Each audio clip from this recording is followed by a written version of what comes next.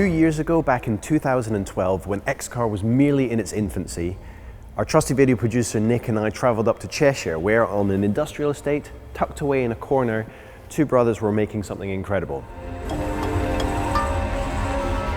The BAC Mono. We were lucky enough to get one of the world's first press drives on public roads, and it's an experience that's haunted me ever since. And now, we're back.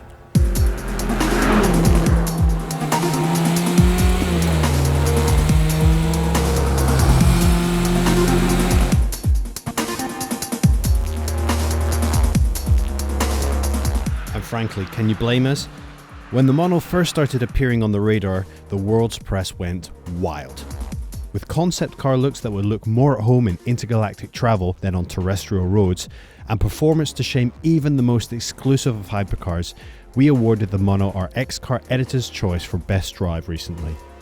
A few years on from our first visit, there are still only a few of these ultra-rare beasts out on the roads.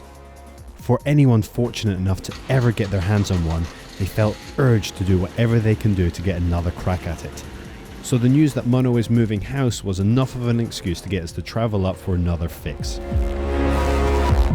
To have been invited to come and drive the BAC Mono once was an unbelievable privilege. To be back here driving a second time,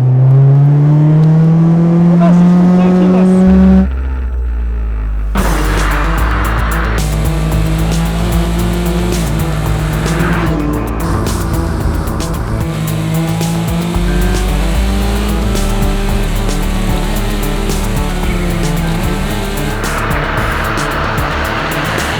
BAC have moved from the back of a restoration garage to a shiny new facility in Liverpool, where the Mono has room to grow. As production shifts to the new factory, BAC will be able to ramp up production and meet demand for this road-legal track day monster. BAC told us that they plan to continually improve the Mono and have already launched the first upgrade to add extra kick. One of the new options that's now available are carbon ceramic brakes to replace the standard steel ones. It means a weight saving of 2.5 kilos per wheel on a car that already has the power to weight ratio of a Veyron. It's got the exact same Hewland sequential 6-speed gearbox as a Formula 3 car. It's got the exact same weight and it's got the exact same power.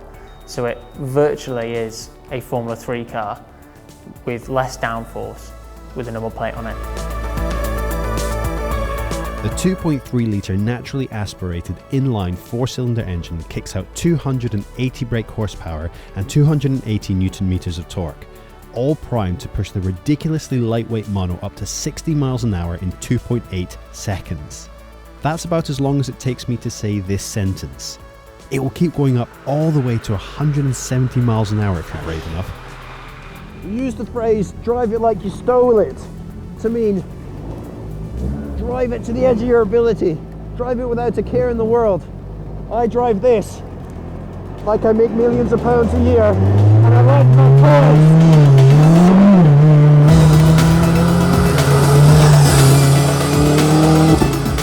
Driving this car is like being in the center of a sci-fi action film.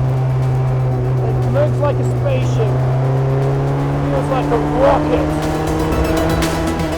The thrill of planting your foot while nestled in the embrace of the cockpit is closer to the sensation you get in a roller coaster than any other car I've driven. But instead of simply coming along for the ride, you have the controls.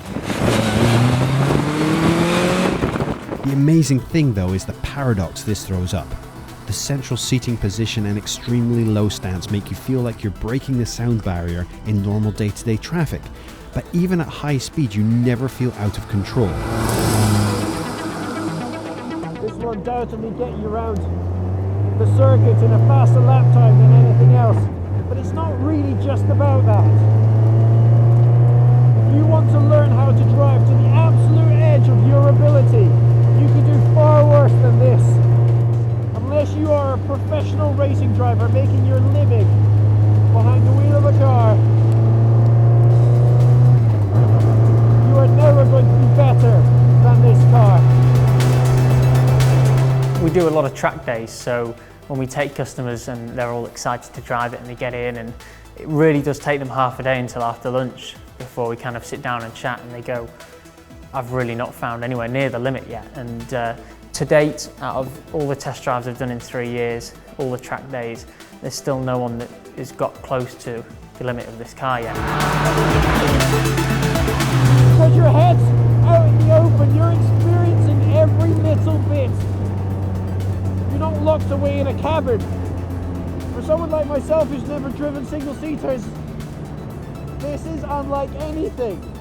The experience of driving a mono is the cheapest way you're ever going to drive a Formula 1 car, is the way you're going to be able to describe it the best. It is the closest you're ever going to get. It is the world's only road legal single-seater supercar that is in this form. As modern as the Mono looks, its true elegance lies in the simplicity of the concept. The car has been engineered by a team of people fixated on detail and perfection.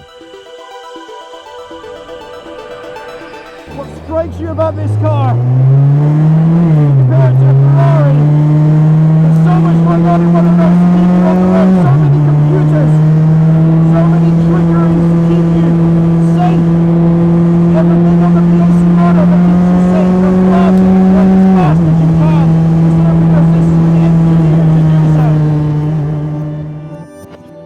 In terms of its perfect qualities for the track, I'd say you're looking at mid-corner, what it can do. It's very late braking because it's so light, and there's no extra weight added that you don't need. The mid-corner speed, again, comes from how light it is, so you might not be getting the same top speeds that you get with some of these heavy kind of couple of ton supercars, but then you put it on a track and it will beat 99.9% of all of those cars.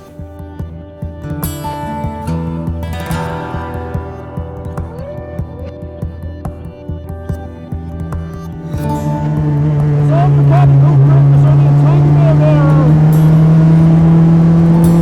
You feel everything, every bump in the road, every bit of camber, the engine. They don't want to disguise the sound, they want you to hear it. They want you to hear everything. And you hear everything. Yes!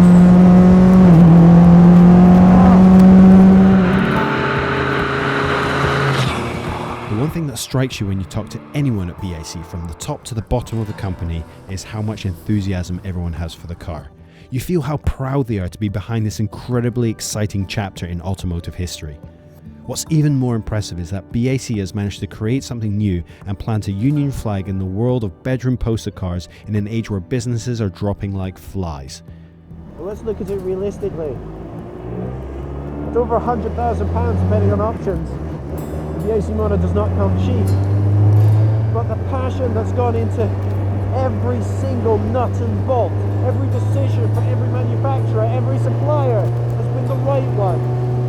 And what they've ended up with is something unlike anything else you can buy or drive. This is why the select few who can afford it are jumping at the chance to own one of these. The BAC Mono has proven itself on every single front. Good looking? Check. Amazing to drive? Check. Sustainable as a business? Check. When we first came to see the BAC Mono, it felt almost too good to be true. But now the world has collectively pinched itself, and no, we're not dreaming.